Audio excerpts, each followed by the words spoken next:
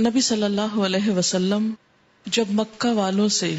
مایوس ہو گئے کہ اب مزید ان کے اندر دعوت حق قبول کرنے کی کوئی صلاحیت باقی نہیں رہی،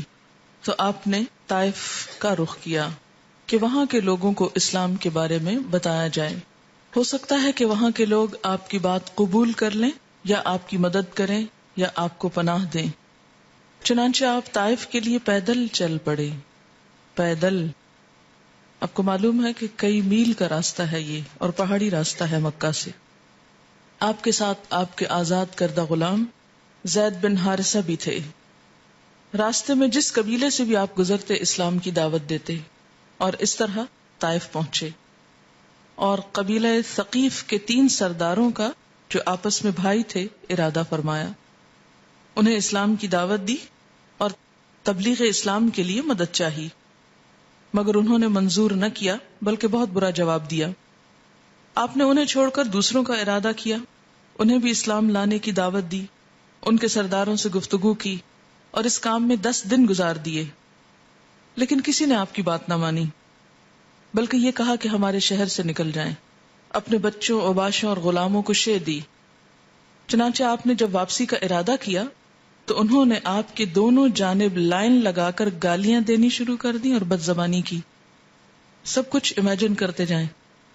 نمبر 1 بات کسی ایک نے نہ مانی پورے شہر میں. اور جب آپ نے واپس آنا چاہا، اب دیکھیے کہ کن حالات میں نکلے. وہ ساری تفصیل تو میں آپ کو نہیں اس وقت بتا سکتی، لیکن ایک ہی جملہ کافی ہے کہ جب مکہ والوں کی طرف سے اب بالکل مایوسی ہو گئی کہ اور کوئی بھی ایمان نہیں لانے کا، یعنی پیچھے بھی کوئی راستہ نہیں، جہاں گئے ہیں وہاں بھی کوئی سننے والا نہیں. کس حال میں آپ واپس آ رہے ہوں گے اس کو ذہن میں لائیے. اور اگر وہ صرف خالی آپ کا راستہ چھوڑ دیتے کہ آپ واپس چلے جائیں تو بھی اور بات تھی، لیکن انہوں نے 2 طرف لائن لگا کر ایسے ہی جیسے کسی کے لیے جلوس نکالتے ہیں نا یا استقبال کرتے ہیں، سڑک کے 2 کنارے جیسے لوگ کھڑے ہو جائیں، اور جہاں سے آپ گزرتے آپ کا مذاق اڑایا جاتا، آپ کو گالیاں دی جاتی، آپ کے ساتھ بدزبانی کی جاتی، آپ کی توہین کی جاتی. یہ ہوتا ہے اللہ کے لیے رسوا ہونا. لیکن جب انسان اس حد تک تکلیف اٹھاتا ہے اور اتنی سیاہ رات ہو جاتی ہے تو وہیں سے روشنی پھوٹتی. اللہ کی دنیا میں وسائل کی کمی نہیں. اور حد یہ ہوئی کہ پتھر برسانا شروع کر دیے. آپ کی ایڑی اور پاؤں زخمی ہو گئے، خون سے تر ہو گئے. حضرت زید جو آپ کو بچا رہے تھے ان کے سر پہ بھی کئی زخم آئے. اور حماقت کا یہ سلسلہ جاری رہا کہ آپ کو ایک باغ میں، عتبہ اور شیبہ کے باغ میں پناہ لینی پڑی. یہ باغ طائف سے 3 میل کے فاصلے پر ہے. آپ سوچے کہ 3 میل تک لوگ آپ کا پیچھا اسی حال میں کر رہے. ایک شخص پیدل چل رہا ہو اور اس کے ساتھ یہ سلوک کیا جائے. جب آپ باغ میں داخل ہو گئے تو پھر ساری بھیڑ واپس چلی گئی. باغ کے اندر آپ ایک دیوار کے ساتھ ٹیک لگا کر انگور کی ایک بیل کے سائے میں بیٹھ گئے، اور جو کچھ پیش آیا تھا اس کو یاد کر کے زخمی دل کے ساتھ ایک دعا مانگی. اور یہ دعا دعائے مستضعفین یعنی کمزور لوگوں کی دعا کے نام سے مشہور ہے. اللہم الیک اشکو ضعف قوتی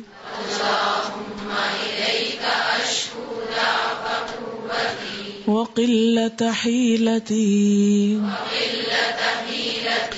وہوانی علی الناس یا ارحم الراحمین انت رب المستضعفین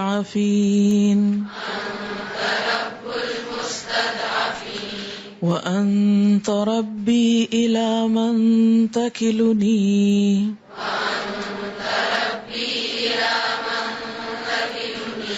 الی بعید یتجہمنی ام الی عدو ملکتہ امری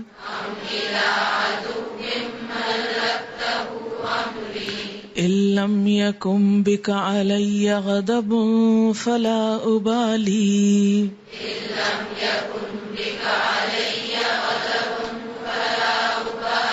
ولكن عافيتك هي أوسع لي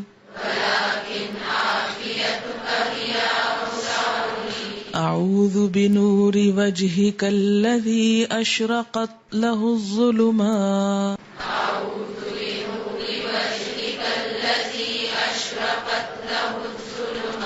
وصلح عليه أمر الدنيا والآخرة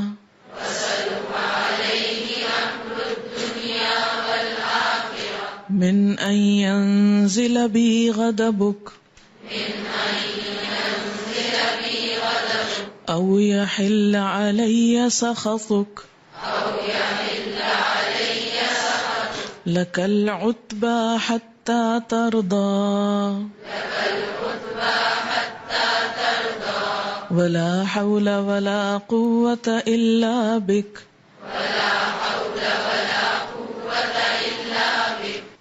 اللہم اے اللہ الیکا تیری طرف تجھ سے اشکو میں شکایت کرتا ہوں ضعف قوتی اپنی کمزوری اور بے بسی کا وقلت حیلتی اور قلت کا حیلتی اپنے چارے کے یعنی اپنی بیچارگی کا مراد ہے وحوانیہ اور اپنی کمزوری بے قدری علی الناس لوگوں کے نزدیک اپنی بے قدری کا یا ارحم الراحمین اے ارحم الراحمین انت رب المستضعفین تو کمزوروں کا رب ہے وانت ربی اور تو ہی میرا رب بھی ہے الی من تکلنی تو مجھے کس کے حوالے کر رہا ہے الی بعید کسی بیگانے کے دور والے کے یتجہمنی جو میرے اوپر حملہ آور ہو جائے سختی اور تندی سے پیش آئے ام الی عدو یا کسی دشمن کے ملکتہ امری جس کو تو نے میرے معاملے کا مالک بنا دیا ان لم یکم بک علی غضب اگر تیرا مجھ پر غضب نہیں غصہ نہیں فلا ابالی تو کوئی پرواہ نہیں ولیکن لیکن عافیتک تیری عافیت ہی اوسع لی وہ میرے لیے زیادہ کشادہ ہے زیادہ بہتر ہے اعوذ میں پناہ چاہتا ہوں بنور وجہ کا تیری ذات کے نور کی الذی وہ جو اشرقت لہ الظلمات جس سے تاریکیاں اندھیرے روشن ہو گئے وصلح علیہ امر الدنیا والآخرہ